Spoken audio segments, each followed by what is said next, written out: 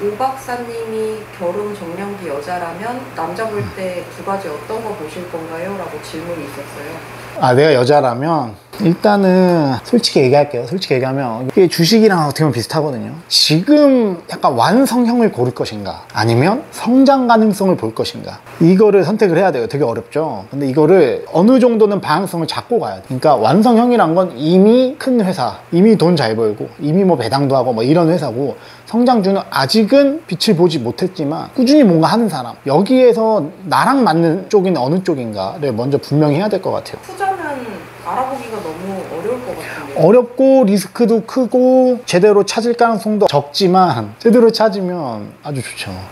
그래서 나랑 맞는 거를 찾아야 되는데, 일단 제가 봤을 때는 방향성을 그 두 가지 중에 뭐 하나를 좀 택해야 된다가 어떻게 보면 제 생각, 솔직한 첫 번째 생각이고, 두 가지를 봐야 된다라고 했을 때는 제가 봤을 때는 첫 번째는 이 남자가 어떤 문제가 딱 터졌을 때 있잖아요. 살면서 이 문제가 터졌을 때 이 문제를 약간 이제 회피하면서 가는 건지, 아니면 문제를 딱 쉬운 얘기로 맞다이를 까서 현장에서 좀 해결하려고 하는 건지, 이런 쪽을 많이 봐야 될 것 같아요. 그러니까 문제 해결력이라고 볼 수도 있는데, 문제 해결력을 완벽히 검증하고 가기에는 좀 어려운 측면이 없지 않아 있어, 결혼 정년기 그 짧은 시간만으로는. 그래서 위험이나 뭔가 위기 상황을 대처하는 자세를 봐야 돼요. 어렵죠. 어려운데 일단은 이거를 회피하고 내 잘못 아니야 이거 뭐 이렇게 받아들이는 건지, 아니면 좀 억울한 면이 있을 수도 있지. 근데 이거를 정말 내가 한번 해결해 보겠다, 그거가 살면서 되게 중요하더라고.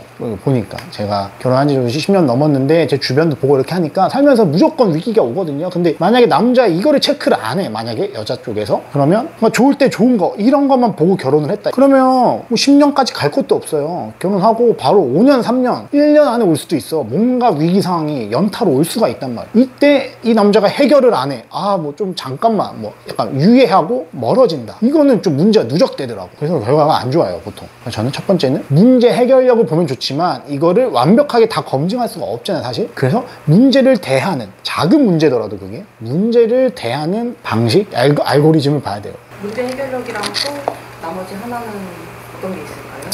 이게 일단 이성적으로 끌려야 됩니다. 너무 솔직한 얘기지만 이성적으로 끌려야 돼요.